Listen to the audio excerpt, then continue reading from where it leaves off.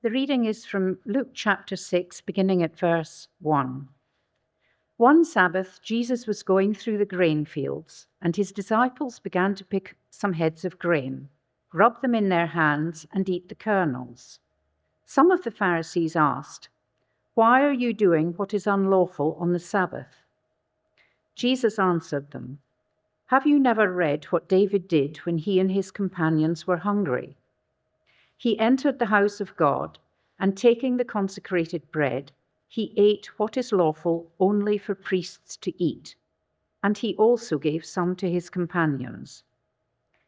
Then Jesus said to them, "The Son of Man is Lord of the Sabbath." On another Sabbath, he went into the synagogue and was teaching, and a man was there whose right hand was shriveled. The Pharisees and the teachers of the law were looking for a reason to accuse Jesus, so they watched him closely to see if he would heal on the Sabbath. But Jesus knew what they were thinking and said to the man with the shriveled hand, "Get up and stand in front of everyone." So he got up and stood there. Then Jesus said to them, "I ask you, which is lawful on the Sabbath, to do good or to do evil, to save life or to destroy it?" He looked around at them all and then said to the man, "Stretch out your hand." He did so, and his hand was completely restored. But they were furious and began to discuss with one another what they might do to Jesus. Thanks be to God. Thank you very much for that reading. I don't know whether you have been watching the news of what's going on in the very north of Scotland, actually not quite the very northernest bit, but the next bit down, as it were, on the Isle of Lewis. We could put a map up, should we not be familiar with the Isle of Lewis. So it's quite a long way north. An absolutely beautiful place. I have never been there myself, but here is an inkling of how beautiful it is. And people there, I'm sure, live lives that are similar to ours in many ways, but actually quite different, for they live in a different place in a different way. But there is turmoil on the Isle of Lewis, and it's all because, if we just put the next slide up, of this. I imagine you can only read half of this. If you can read it all, I take my hat off to you. So, a shop sign. We're open Monday to Friday, and the times for that, and different times for Saturday. And not open by implication on a Sunday.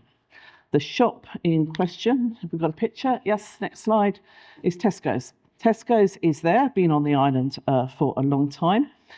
The island for decades have had very strict Sunday laws, such that, well, the story goes that several decades ago, but not that many, even swings in children's playgrounds were tied up so that they couldn't go there on the Sabbath. People didn't hang out there washing on a Sunday, and nothing was open on a Sunday. That has changed a little bit over time. Tourism has arrived, and so in the main town there are now some restaurants and some pubs, and the cinema is open on a Sunday. But basically, shops, certainly not larger shops, are not open. But Tesco's, some time ago, said we want to open, and the outcry was such that they changed their minds. But now they are going ahead. So they're going to be open from, the sort of 6 hours that they're allowed to be. And there is an outcry. And if you turn on the television at the particular time, you will see often, but not always, older men who are the ministers of the churches there saying, "This is dreadful, this is awful, Sunday is important, we're going to completely change the character of the town and the island, and this must not be allowed to happen." And you hear people who shop who say, "We don't like it," and people who shop who say, "We want the choice." And also saying, we can shop and it won't change the character. I think most of us can jump ahead 5 years. Tesco's will be open. People will be shopping there. Those who say that they're going to boycott it, I suspect, won't hold out for particularly long. And the church in its position will change and will lose. For that's where society is going. Sundays. Why are Sundays important? I'm going to give you just 2 moments maybe. Turn to the person next to you, or maybe if you've come to church with them so you know what their answer is going to be anyway, don't talk to them. Talk to the person behind or in front of you. What makes Sunday special for you? What makes it different for you? And is it special in a good way? Or, if I'm honest, as a child, I used to be really fed up that Sunday followed Saturday, because we had the really good day of Saturday and the most intensely boring day on Sunday. And I just wished it was the other way round, so I could get the worst bit over and then really look forward to Saturday. It doesn't happen. But maybe inside there are things of Sunday that we don't like, and we don't want to come this morning to say Sundays are amazing. Maybe they were amazing for us, but now they're difficult days for us. So just a couple of minutes. If you don't want to talk, that's fine. Just sit quietly or make a noise. But otherwise, talk to the person behind you in front. What do you do differently? Why is Sunday different for you? So if you were in the middle of a really interesting conversation, continue it after church and find out, what did happen on a Sunday, or did you get away with doing that, or what is it that the other person really likes? Let's go back to Jesus. Because I think often when we think about Jesus, and we just sung about his death, sometimes we think, why did Jesus die? And we have lots of ideas, really important ideas, that he died for us, absolutely right, that he died because he was love and sin was against him, absolutely right. The nitty-gritty is that he was probably put to death. The key thing was that the religious leaders turned against him. Now, they turned against him because of who he claimed to be, but they were undermined by him, and it was the way that he took their understanding of the law and changed it that they were so unhappy with. And because of that, from a very early stage, they said, we've got to get rid of this person. And they were plotting and so forth as to how to do that. And here we have a very early indication of how Jesus is falling out with the religious leaders of the time. So if we could just put whatever the next slide is up, please. I can't remember what number we've got to. So Luke chapter 6, what is the problem? What is going wrong here? So if you put the next one up. So part of the story we read, one Sabbath, Jesus was going through the grain fields, and his disciples began to pick some heads of grain. They rubbed them in their hands and they ate the kernels. Some of the Pharisees asked, why are you doing what is unlawful on the Sabbath?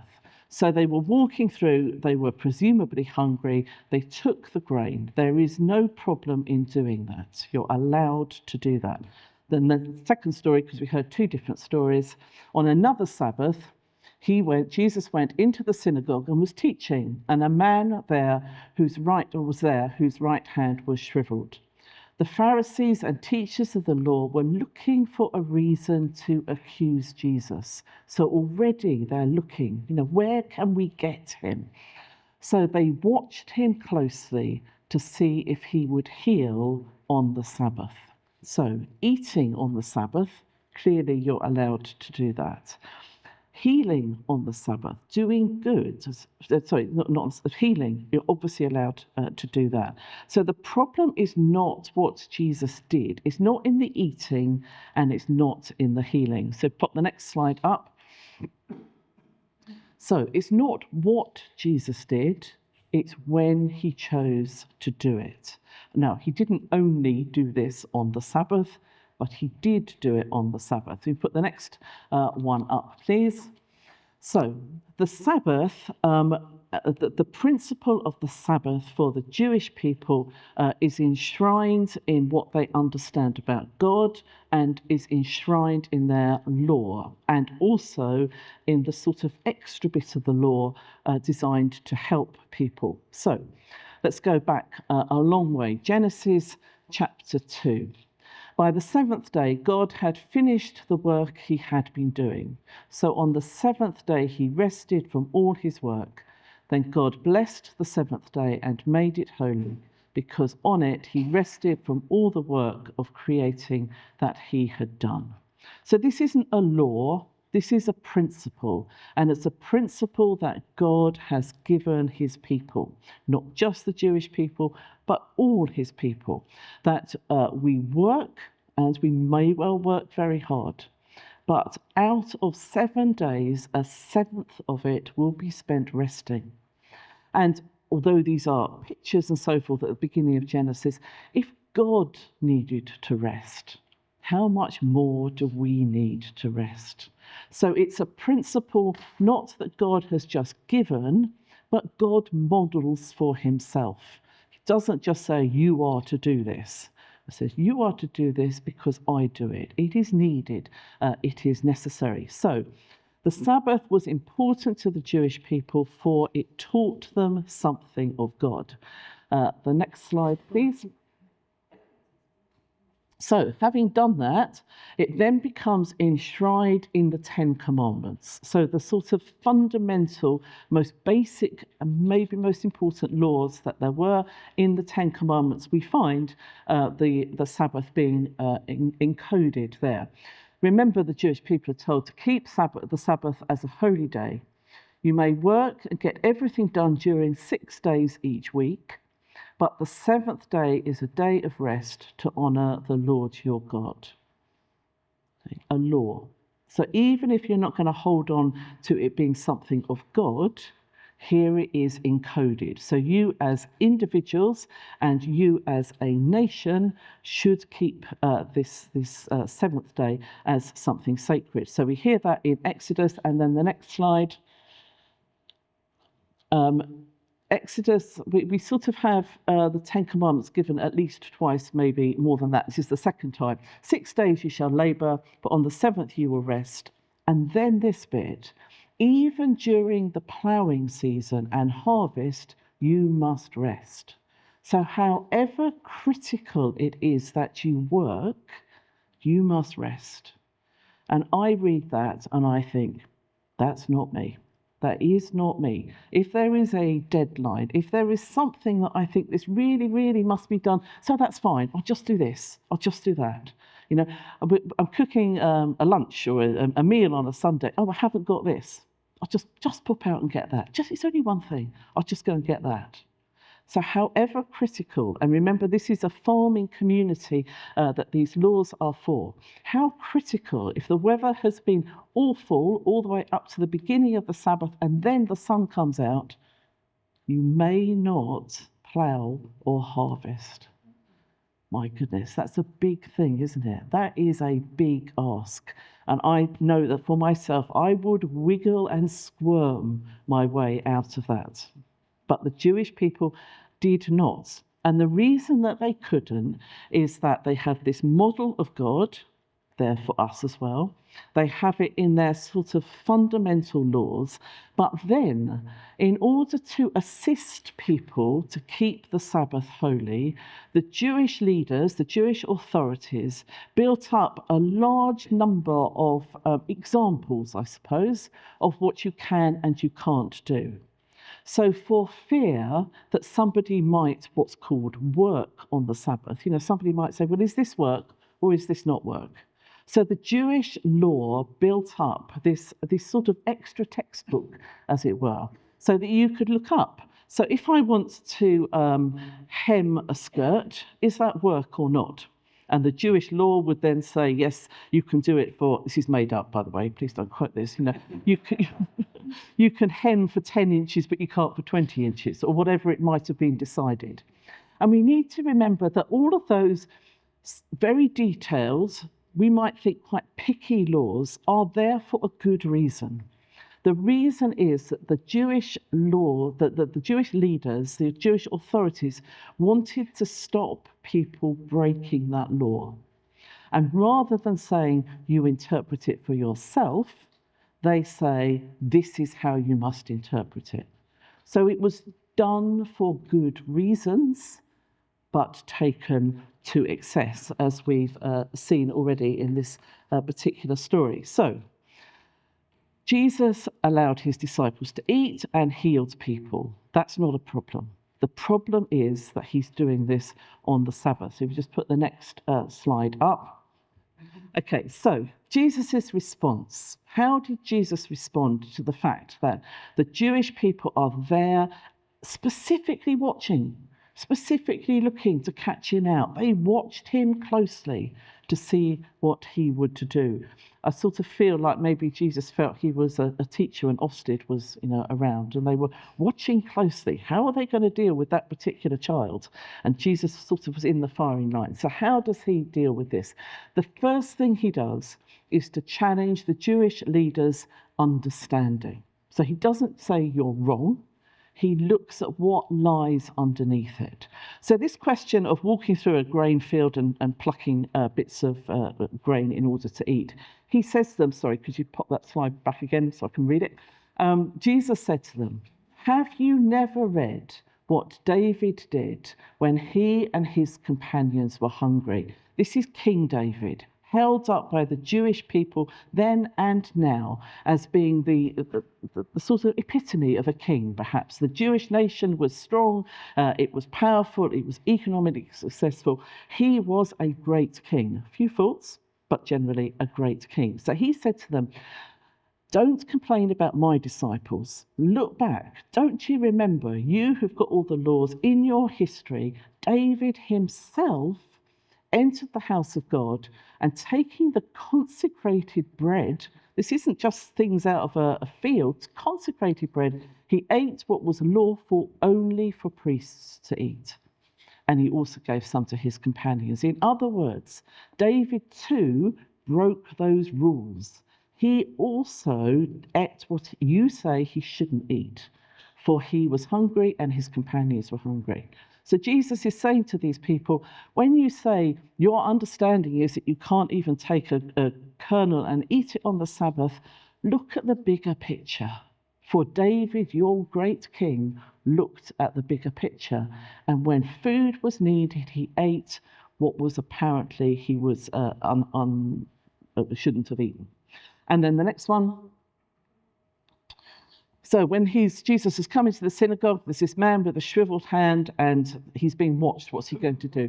Jesus knew what the leaders were thinking and said to the man with the shriveled hand, get up and stand in front of everyone.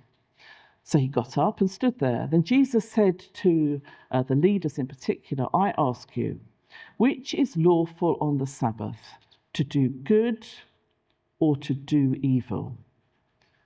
To save life or to destroy it? In other words, where is your understanding of the Sabbath?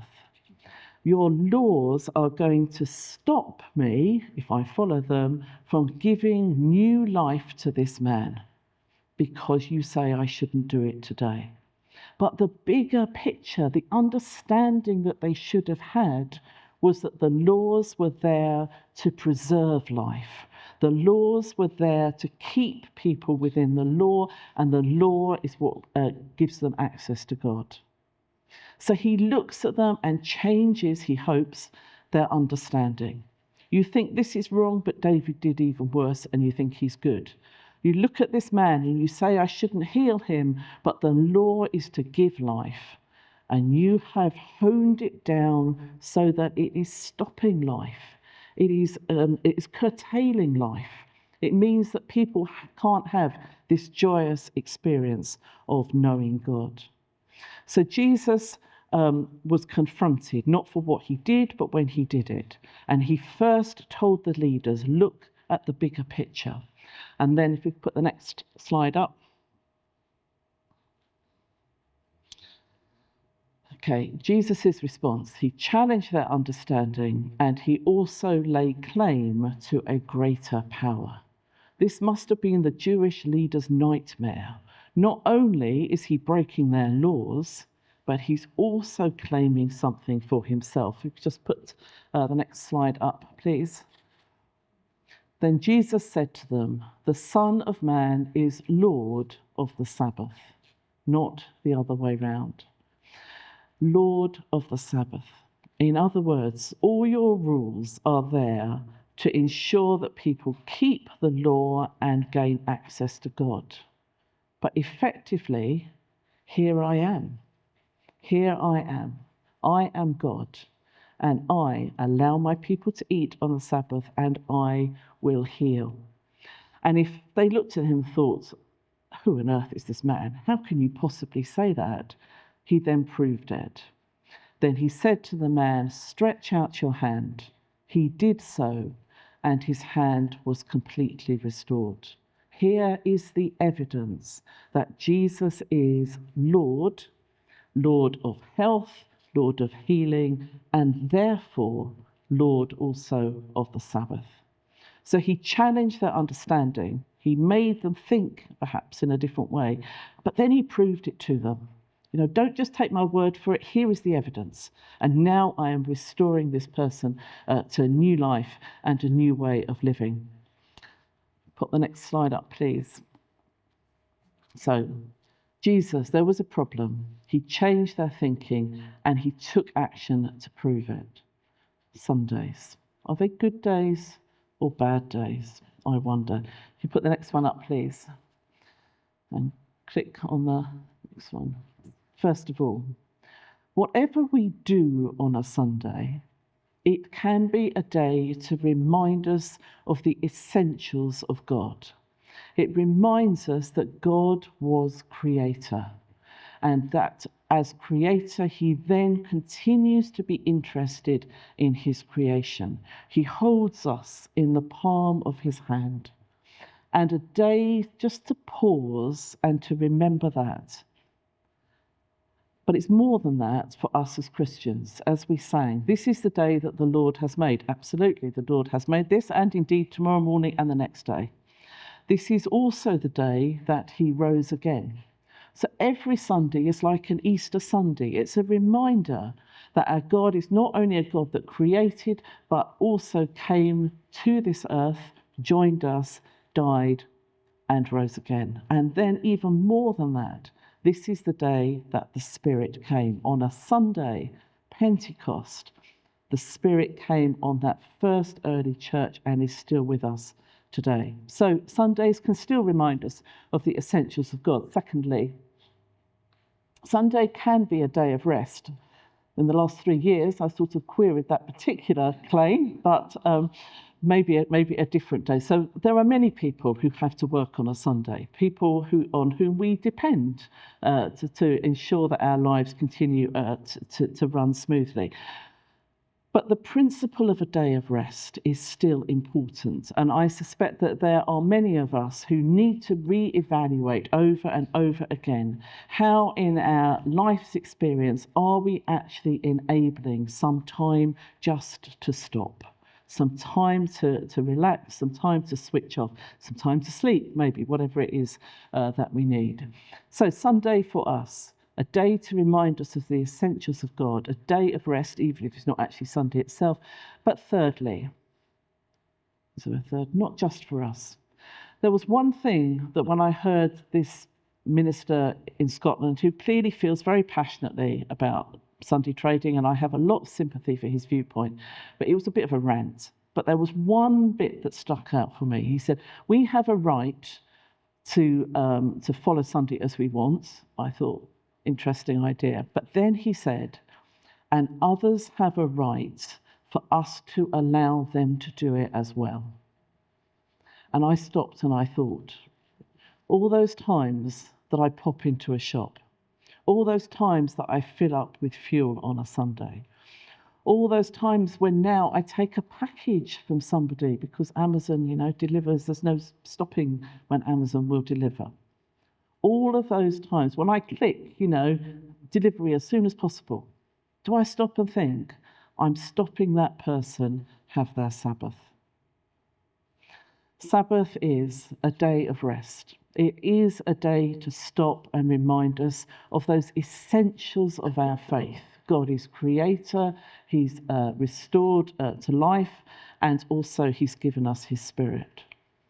But that is not just for us. And how we experience Sunday is for us and our families and individuals to work out.